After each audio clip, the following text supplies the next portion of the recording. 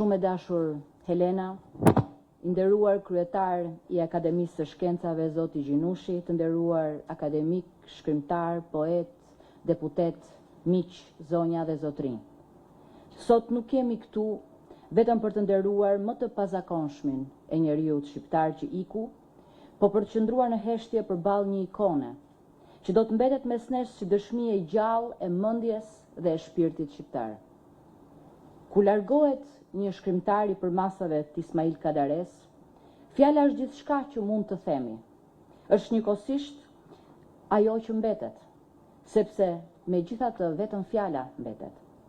Dhe është pothuaj e pamundur të gjejmë fjalët e duhura për mjeshtin e shqipes që krijoi një univers të tërë, një herazi të njohur dhe të panjohur, të largët dhe të afërt, një simbioz e rrallë mes së kaluarës dhe të ardhmes, përmes kujtesës dhe imagjinatës. Një personazh i njërit prej romaneve të tij tragjik do të thoshte me qetësi: erdha të flas, jo të lëvdoj Ismail Kadaren, sepse Kadare nuk ka nevojë për lavdrime. Ai ishte dhe mbetet vetë lavdia. Në jetën e tij, si në krimtarinë e tij, ai nuk kërkoi zbukurime. Ishte përbustar ndaj tyre. I qetë në vetmi, i rezervuar në publik, po për herë magjik në fjalë, Kadarit e tij homerike, ai mbetej dashësi më i madh i kësaj toke. Në veprën e tij, vdekja dhe përsosmëria nuk janë të ndara, ja të shkruan për të dyja. E ndjeja të lodhje morti që po më kaplonte, prap risjellja ndërmend e epilogut të librit, në vend që të më jepte një shkas më tepër për ta pezulluar, më bëri të mendoja se po t'ishte puna për t'u përsosur, pra për ta pësuar, do t'ishte me të vërtet një fat që do ta pësoja nga kjo mrekulli. Ai epilog i kishte të dyja, përsosjen dhe vdekjen, nga që një fat i tillë e kushtëzonte her pas here artin. S'mund të ishte i përsosur pa qenë i mbaruar. Vëzhgues i përbindshëm i jetës, i ndjesive më të vogla e më njerëzore, zgjimi me një filxhan kafe, një bisede mbetur për gjysëm, një zhgënjim miqësor, një kravatë e re apo një heshtje që zgjat më shumë se duhet, një cigare e shkundur. Në këto gjëra të përditshme, ai ndërtonte universin e tij të thellë, ku lexuesit ftoheshin për bashkëjetesë. Aty ishte antikiteti dhe e nesërmja, shqiptari dhe bota, Shqipëria dhe Europa. Sepse ai besonte ndoshta me të drejtë se bota që ndërtonte me fjalë ishte ndoshta më e drejtë, më e besueshme, më e vërtetë se ajo që jetonin. Kadare ndërtoi dy të tilla, dy botë, njërën personale, ku sundoi si një zot shpesh i mërshirshëm, herë i hakmarrës, por gjithmonë njerëzor, dhe tjetrën që i adhuroi njerëzimit, një botë me përmasa mitike, por me themele reale, ku Shqipëria dhe shqiptaria gjenin formën më të lartë të vetvetes. Në këtë univers letrar, ai udhtoi si një Dante modern, duke pasur pranë jo vetëm Beatricën e tij, Helenën, por dhe kujtesën, mitin, identitetin, tragjedinë dhe ëndrrën. Edhe pse Kadare i është rikthyer tokës si rrënja më e çmuar e identitetit shqiptar, ai i përket qiellit më të epërm të vlerave njerëzore universale. I ndarë nga bota jon, duke vendosur të ikë për të pushuar vetëm një çast, Kadare shënjoi edhe një nga paradokset e shumta të jetës së tij, duke i dhënë jetë edhe një paradoksi të ri, duke i dhënë paqe dhe armiqve të tij.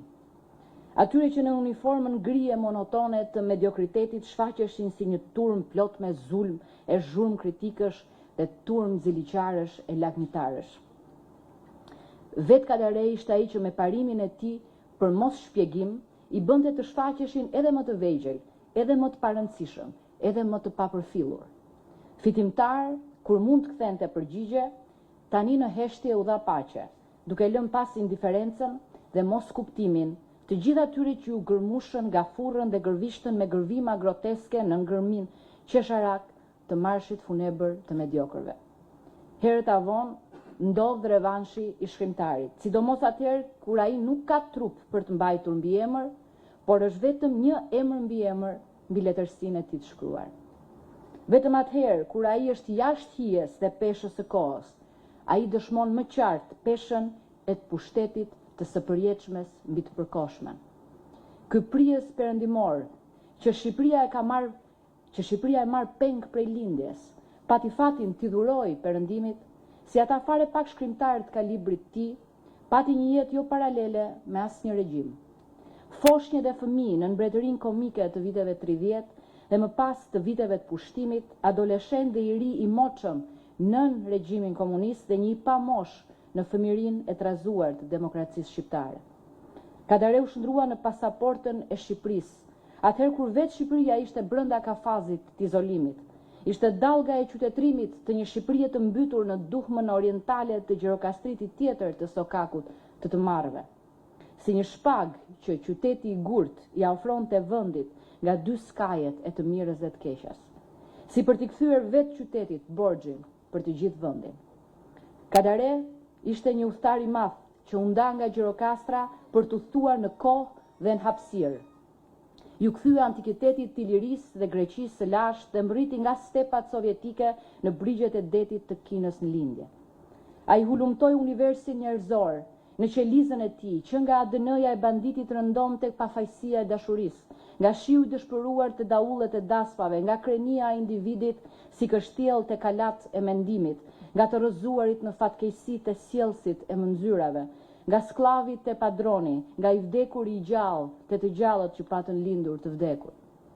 Një alkimist modern që në kohën e shpresës së vdekur parashitet se shpresa lind edhe nga eshtrat e letërsisë madhe.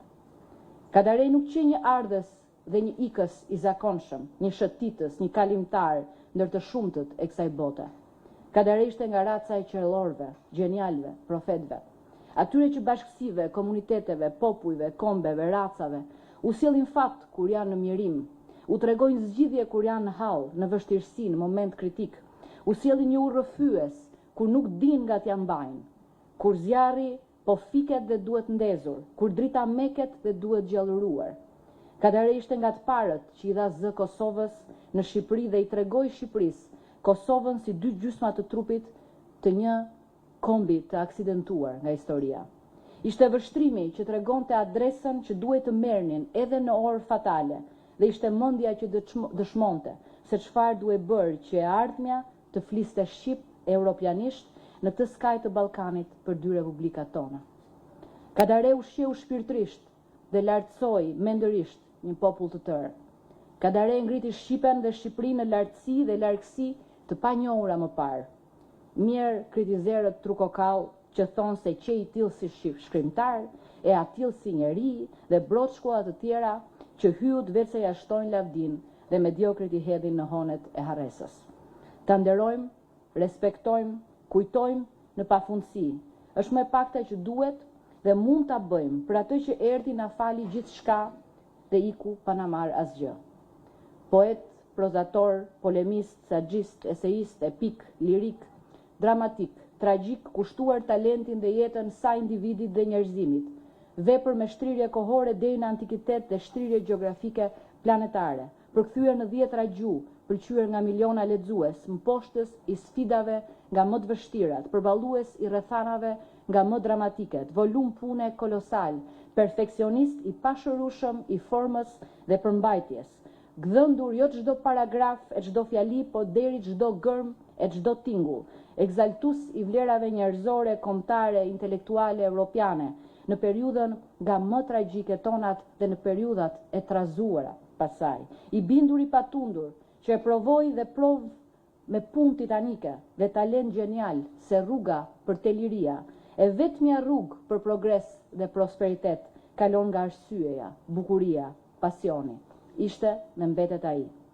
Hyi fluturoi larg, por na lidhi pashmangshmërisht me rrënjët tona europiane.